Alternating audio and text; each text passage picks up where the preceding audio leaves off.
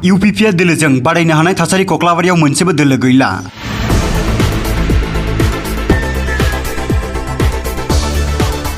कक्लाबारी समष्टित ইয়াত কোনো মানে তেনেকুৱা ব্যক্তি বা কোনোবা দল ইয়াত কন্টেস্ট কৰিব পাৰিব তেনেকুৱা পৰিৱেশ একো নাই।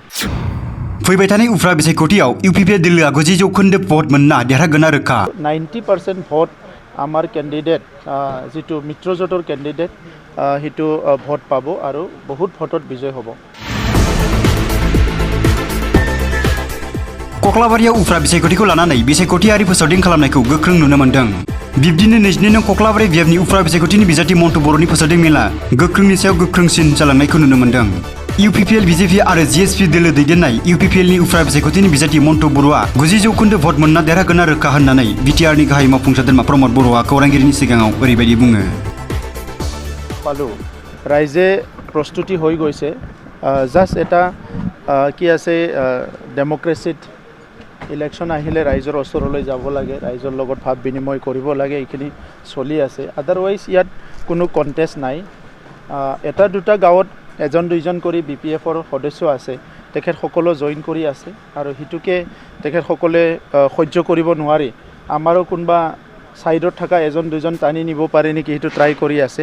কিন্তু তেখেতসকলৰ ডাঙৰ ডাঙৰ নেতা ইতিমধ্যে দলত যোগদান কৰিছে আৰু আমাৰ দলত আৰু অহাকালি পৰহিও বহুত এনেকুৱা লাইন হৈ আছে। তো আজিৰ তাৰিখত কক্লাবাৰী সমষ্টিত ইয়াত কোনো কণ্টেষ্টেড নাই।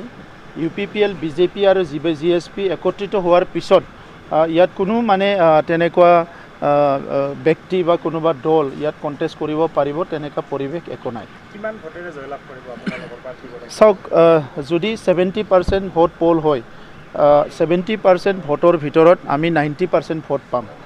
10% ভোট ইফাল কিফাল হ'ব পাৰে, কাৰোবাৰ ভুলো হ'ব পাৰে, কিবা হ'ব পাৰে, কিন্তু 90% ভোট আমাৰ কেণ্ডিডেট যিটো মিত্ৰজোঁটৰ কেণ্ডিডেট হিটো ভোট পাব আৰু বহুত ভোটত বিজয় হ'ব। কক্লাবাৰীখনক আপোনালোকে কেনেকৈ সজাব আপোনালোকৰ দলে? চাওক, কক্লাবাৰীটো বহুত সুন্দৰ এটা ঠাই, আমাৰ মানাস অভয়াৰণ্যৰ দাঁতিত ইমান সুন্দৰ এটা অঞ্চল, কিন্তু সেই অঞ্চলটোত যোৱা 17 বছৰে BPFে কাম নকৰাৰ কাৰণে আজি গৰাখহনীয়া হৈ পেলাই বহুত ভাল ভাল খেতিৰ মাটি পানীৰ মানে নদীৰ বুকুলৈ গ'ল। এই অঞ্চলৰ স্কুল কলেজ সব জৰাজীৰ্ণ অৱস্থা হৈ গ'ল।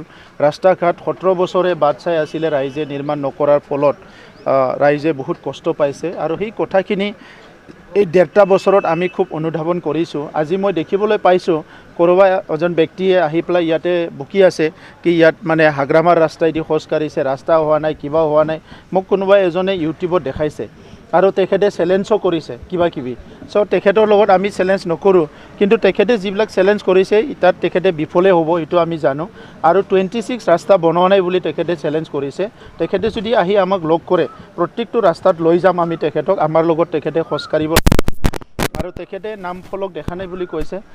হাগ্ৰামাৰ কলা আহিলেতো সি ক'ত ভাল দেখা পাব।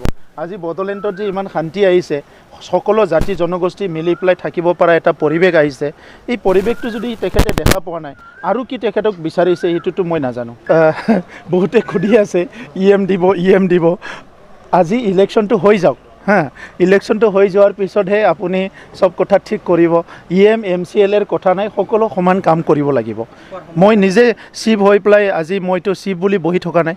আগতে শিৱ আছিলে, বহুত মানে টিপটপ শিৱ আহিছিলে, আপোনালোকে কেইবাৰ লগ পাইছিলে মই নাজানো। আজিতো মই নিজে ঘূৰি আছোঁ গাঁৱে গাঁৱে, গতিকে আৰু কি বিচাৰিছে আপোনালোকে মই নাজানো।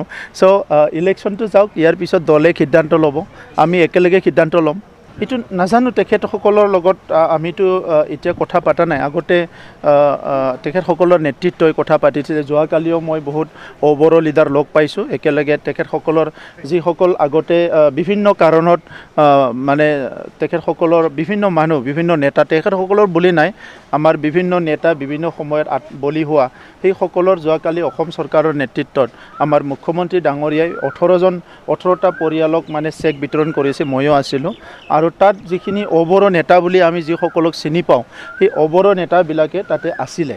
তাত ললিত হেমব্ৰম ডাঙৰীয়া আছিলে, তাত আমাৰ ৰাজবংশী ডাঙৰীয়া আছিলে, মাধৱ ৰাজবংশী, তাত মৃদুল দাস আছিলে যি মৃদুল আজি বিজেপিত তেখেত আহিলে তো বহুত লিডাৰবিলাক তাত চবেই আছিলে ব্ৰজেন মহন্ত ডাঙৰীয়া আছিলে গতিকে আজি তেখেতসকলৰ নেতৃত্বই ইমান আলোচনা বিলোচনা কৰি কাম কৰি আছে তো এটা শান্তি আহিছে সমন্বয় আহিছে তো বাকী কথা আমি নাজানো তেখেতসকলে কি কোনে কি ডিচিশ্যন লয় বহুত তেনেকুৱা থাকে এজন দুজন ব্যক্তি কোনোবা কিবা ডিচিশ্যন লয় সেইবিলাক আমি নাজানো স্যাৰ হাগ্ৰামা মহিলাৰে সততে কয় তেওঁলোকৰ উন্নয়নখিনি আপোনালোকে দেখুৱাই আছে আমি তেওঁলোকৰ একো উন্নয়ন দেখা নাই তেওঁলোকৰ উন্নয়নটোতো খুটা কম্বলৰ ৰাজনীতি আজি যিটো হাইকোৰ্টত ধৰা পৰিছে সেইটো তেখেতসকলৰ উন্নয়ন হা হাইকোৰ্টত যে 31 কোটি টকাৰ যে আজি ছাপ্লাইৰ যে ধৰা পৰিলে সেইটোতো তেখেতসকলৰ উন্নয়ন আৰু আছে কাৰোবাৰ 110 কোটি আছে কাৰোবাৰ 70 কোটি আছে কাৰোবাৰ 40 কোটি আঠুৱা ছাপ্লাই আছে আমব্ৰেলা ছাপ্লাই আছে সব আছে আমাৰ তাত এইটো চ' সেইটো তেখেতসকলৰ উন্নতি বুলি ক'বলৈ কি আছে আজি কোকলাবাৰী সমষ্টিত 17 বছৰে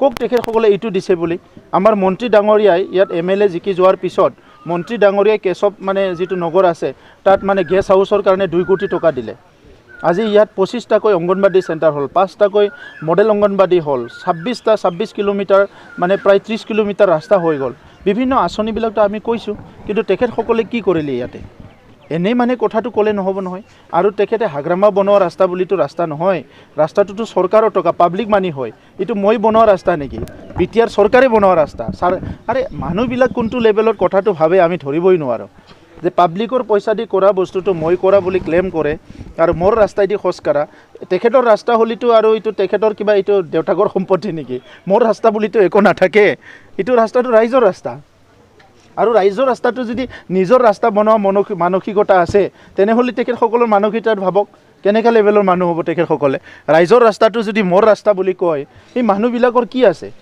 তেখেতসকলে ৰাইজৰ বুলি মানে একোৱেই নিদিয়ে ৰাস্তাটো ৰাইজৰ কাৰণে বনোৱা হৈছে এই ৰাস্তাটোও যদি মোৰ বুলি কয় তো কালি ক'ব যে গোটেই বিটিআৰৰ মানে সম্পত্তিটো মোৰ এতিয়াতো আধা বিটিআৰ সম্পত্তি লৈছে ইহঁতে